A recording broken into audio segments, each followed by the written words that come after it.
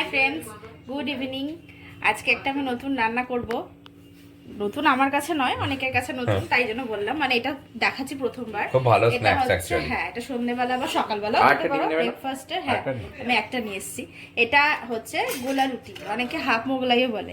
তো এর জন্য দেখো এখানে আমি লঙ্কা, ভারী হয় না, পাতলা হবে, খেতে খুব সুন্দর।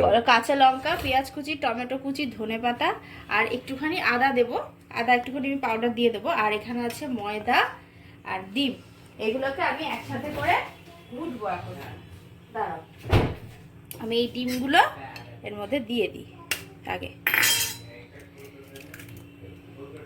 তোমরা যতটা বেশি পরিমাণে করবে সেই পরিমাণে ডিমও দেবে। ডিম একটু বেশি দিলে খেতে ভালো হবে। এর মধ্যে নুন আর নুন শুধু লাগবে, আর 1 চিমটি হলুদ ডিসইনফেক্ট করা। আর এখানে এই দেখো আমি ময়দাটা নিয়ে নিয়েছি, প্রথমেই দেখালাম। এবার আমি ময়দাটা এর মধ্যে দিয়ে দেবো।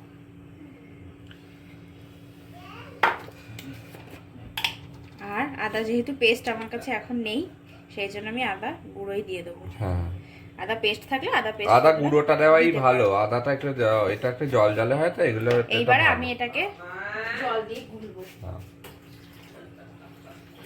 আমি ময়দার বাটিতে যে কোণে ময়দা লেগেছিল ওটাই একটু জল দিয়ে গুলে। এটা কিন্তু দুধ ভেবো না, এটা কিন্তু ময়দা গোলা জল। এরকম ভাবে একটুখানি মিশিয়ে নেব, তাহলে ডিমগুলো চারিদিকে স্প্রেড হয়ে যাবে, না হলে এক জায়গায় হয়ে থাকবে। কাঁচা লঙ্কা দেওয়া আছে না? আরো কিছু দেওয়া যায়, অনেকে গাজর দিতে পারো, চাট মশলা দিতে পারো, ইচ্ছা হলে দিতে পারো, সবজি দিতে পারো, ভেজিটেবলস দিয়েও করতে পারো। ভারী হবে। আমি একটু জল আগে দিয়ে দিই। এবার এটা মেখে একটু পাতলা পাতলা করে, এই সেই যেমন পাটিসাপটার ব্যাটার হয় না, ওইরকম। আর একটু জল লাগবে, দেখতেই পাচ্ছ কাদা কাদা হয়ে গেছে। তো কাদা কাদা না, পাতলা করতে হবে। আমার বাচ্চা খুব দুষ্টু করছে, না না না শুনতে পাচ্ছে, আশা করি আমার মায়ের। তো নুনটাও দিয়ে দাও। এটা আরো হয়তো জল লাগবে, ঠিক আছে। এটা আমি গুলি, তারপরে হলুদ আর নুনটা দিয়ে দাও। তার আগে আমি এখানে 1.5 টেবিল স্পুন নুন দিতেই হবে, ময়দা নুন লাগে। তো চলো, এগুলো বেশি খাওয়া ভালো না শরীরের জন্য। অনেক দিন পর আমরা বানাচ্ছি, অনেক দিন, ওই 2 মাসে একবার। বেশি ময়দা খাওয়া তো ভালো না। অনেকে খাওয়ান, আমরা বেশি খাই না। এবার আমি এটাকে ঠিক আছে আমি ফিরে আসি। হ্যাঁ,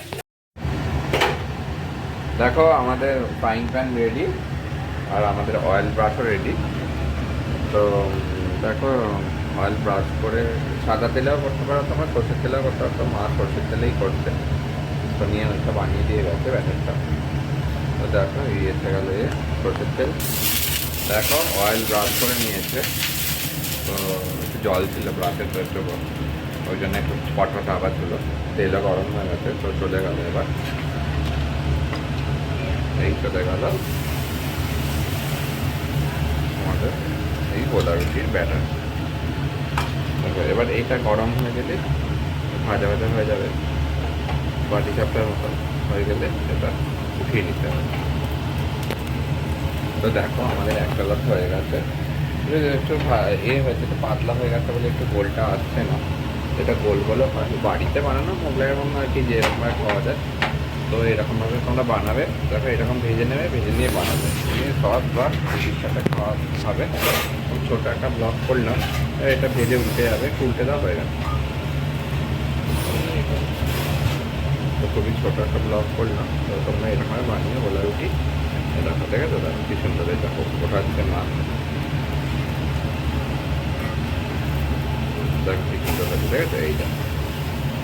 তো এরকমভাবে বানাবে তোমরা গোলা রুটি, বানিয়ে খাবে, দেখবে খুব তাড়াতাড়িতে টিফিন করার জন্য খুবই ভালো জিনিস এটা। চলো ঠিক আছে, আবার দেখা হবে অন্য কোনো ব্লগে। এটা তোমরা সস পেঁয়াজ যা খুশি দিয়ে যেরকম মশলা কাসন দিয়ে খেতে পারো। চলো আবার দেখা হবে অন্য কোনো ব্লগে। আমরা মতন টাটা, বাই বাই, সবাই খুব ভালো থাকবে।